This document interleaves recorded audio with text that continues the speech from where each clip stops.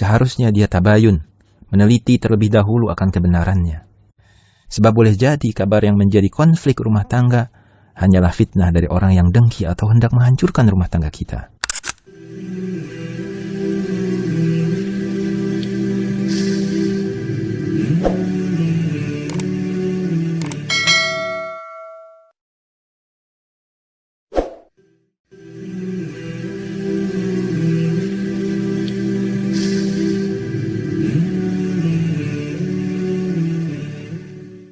Bismillahirrahmanirrahim. Assalamualaikum warahmatullahi wabarakatuh. Alhamdulillah, wassalatu wassalamu ala rasulillah sallallahu alaihi wasallam wa ba'd. Pendengar yang budiman, pada kesempatan yang berbahagia kali ini, kita akan membahas penyebab konflik dalam rumah tangga. Dan semoga dengan pembahasan penting ini, keluarga kita akan terhindar dari beragam konflik yang bisa meretakkan atau bahkan menghancurkan keluarga kita. Sehingga keluarga kita akan menjadi sebuah keluarga yang sakinah, mawadah, dan juga warahmah. Pendengar yang budiman, seringkali dalam membina sebuah rumah tangga, seorang muslim akan menghadapi banyak tantangan. Dan jika kita cermati, biasanya konflik sebuah rumah tangga yang banyak terjadi itu disebabkan oleh hal-hal berikut ini. Yang pertama adalah niat yang salah dalam membangun sebuah rumah tangga. Pendengar yang budiman, niat yang baik adalah modal utama seseorang meraih kesuksesan dalam membina sebuah rumah tangga. Banyak orang yang tidak meniatkan ketika dia hendak membina rumah tangga untuk beribadah, atau bahkan menyempurnakan peribadatannya kepada Allah Subhanahu wa Ta'ala. Kebanyakan mereka, kecuali yang dirahmati Allah Subhanahu wa Ta'ala, hanya meniatkan pernikahan mereka sekedar untuk memenuhi kebutuhan biologis saja. Dan ada juga yang menikah karena ingin mendapatkan kecantikan atau harta dari pasangannya. Maka tak jarang jika semua itu hilang dari mereka.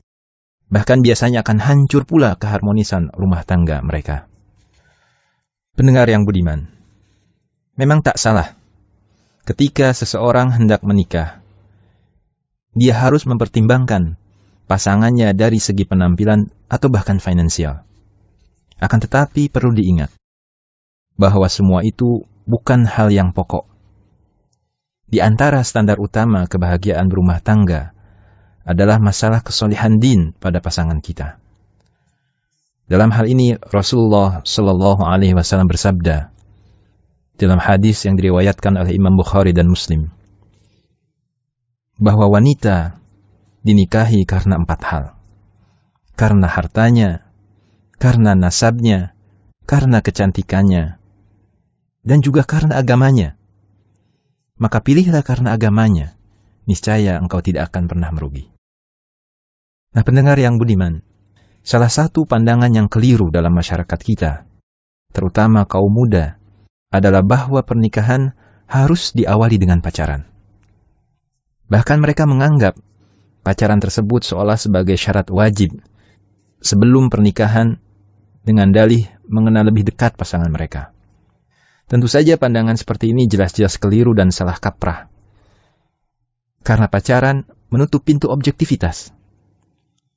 Para pelaku pacaran selalu tidak jujur disebabkan hanya ingin memperlihatkan hal-hal yang baik pada pacarnya.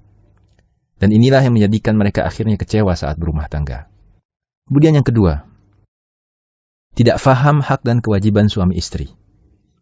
Pendengar yang dimuliakan Allah Subhanahu wa Ta'ala, salah satu penyebab terjadinya konflik dalam rumah tangga adalah tidak fahamnya pasangan suami istri akan hak dan kewajiban mereka dalam rumah tangga.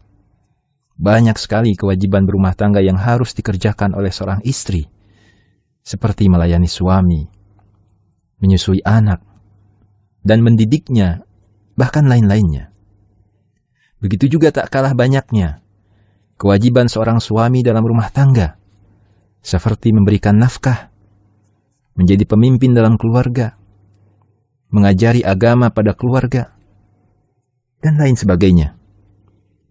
Semua kewajiban itu, andai saja terabaikan oleh salah satunya, maka niscaya akan mengakibatkan timbul konflik di dalam rumah tangga mereka. Oleh karena itu, pendengar yang dimuliakan Allah Subhanahu wa taala, wajib bagi siapa saja yang hendak dan telah berumah tangga, mereka belajar tentang seluk-beluk pernikahan dan konsekuensinya. Sehingga ketika terjadi nanti konflik dalam rumah tangga mereka bisa meredamnya dengan mudah dan tentunya dengan cara yang bijaksana. Lalu yang ketiga, pendengar yang dimuliakan Allah Subhanahu wa taala, yaitu su'udzon atau buruk sangka terhadap pasangan. Membangun rumah tangga haruslah didasari dengan berprasangka baik, berhusnuzon kepada pasangan. Sikap buruk sangka kepada pasangan adalah sumber kehancuran rumah tangga.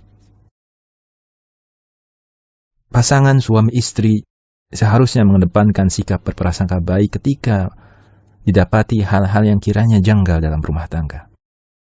Artinya tidak langsung menuduh pasangan salah tanpa bukti yang valid atau bahkan benar.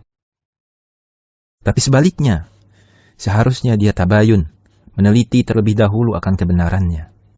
Sebab boleh jadi kabar yang menjadi konflik rumah tangga hanyalah fitnah dari orang yang dengki atau hendak menghancurkan rumah tangga kita. Lalu yang keempat, masalah finansial keluarga. Pendengar yang budiman, salah satu titik panas yang sering kali menyebabkan konflik dalam rumah tangga adalah kondisi finansial keluarga. Dan bentuknya sangatlah beragam.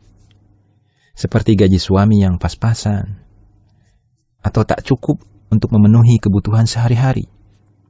Bisa juga seorang istri yang memiliki gaji yang lebih besar daripada gaji suaminya, sehingga memicu istri berbuat nusyuj atau merasa tinggi di hadapan suami. Atau bahkan terbelit hutang dan kepayahan dalam mengendalikan hutangnya, sehingga keluarganya berantakan, atau mungkin tuntutan-tuntutan ekonomi lainnya. Pendengar yang dimuliakan Allah Subhanahu wa taala, pasangan suami istri yang tipis imannya, jika menghadapi kondisi seperti ini, pastilah akan saling menyalahkan satu dengan yang lainnya. Kedua belah pihak akan saling menuduh dan membuat alasan pembenaran setiap tindakan yang mereka lakukan. Oleh karena itu, masing-masing pasutri harus bersikap dingin, lantas mencari solusi yang bijak, seraya berdoa dan tak lupa untuk berusaha. Hendaknya kedua belah pihak harus mau mengcancel kebutuhan-kebutuhan tambahan di luar kebutuhan yang telah disepakati keduanya. Kemudian mulai menata diri untuk bergaya hidup sederhana, jika memang masalah finansial menjadi pemicu konflik mereka dalam rumah tangganya. Dan yang kelima adalah masalah ranjang atau keturunan. Pendengar yang budiman, masalah ini seringkali menjadi prahara besar dalam kehidupan rumah tangga. Konflik ini tidak hanya menyerang kalangan orang kaya saja, bahkan orang miskin pun seringkali cekcok masalah ranjang dan keturunan. Terlalu banyak konflik yang muncul akibat masalah ini. Seperti suami atau istri yang ditakdirkan bertahun-tahun belum punya anak atau bahkan impoten. Hubungan ranjang yang selalu terjadi diskomunikasi. Dan masih banyak masalah ranjang lainnya yang mungkin bisa menjadi penyebab konflik dalam rumah tangga pasangan suami istri. Nah, pendengar yang dimuliakan Allah Subhanahu wa taala, dampak dari problematika ini adalah sering sekali terjadinya perselingkuhan. Oleh karena itu, berterus terang kepada pasangan dan mencoba memahami selera yang mungkin berbeda harus saling dimengerti. Jika problemnya masalah keturunan, perlu sekali mengkonsultasikan hal tersebut pada dokter yang berkompeten agar bisa mendapatkan solusi yang terbaik. Adapun bagi mereka yang belum dikaruniai Allah keturunan, semoga hal tersebut hanyalah masalah waktu saja, karena tidak ada yang menjamin bahwa seseorang tidak bisa memiliki anak. Jika Allah Subhanahu wa taala menghendaki hal tersebut, sangatlah mudah. Seperti halnya kisah Maryam dan Nabi Zakaria alaihissalam yang Allah kisahkan dalam Al-Quran adalah bukti nyata akan kekuasaan Allah dalam masalah ini. Pendengar yang budiman, di samping 5 hal yang telah disebutkan di atas, masih banyak sekali hal-hal yang menyebabkan konflik dalam rumah tangga. Terlebih masalah perbedaan agama dan keyakinan. Oleh karena itu, Di dalam Islam, seorang muslim dilarang menikahi wanita musyrik, walaupun cantik dan menawan hatinya. Hikmah yang terkandung dari larangan ini, di antaranya adalah untuk menjaga keharmonisan dalam sebuah rumah tangga.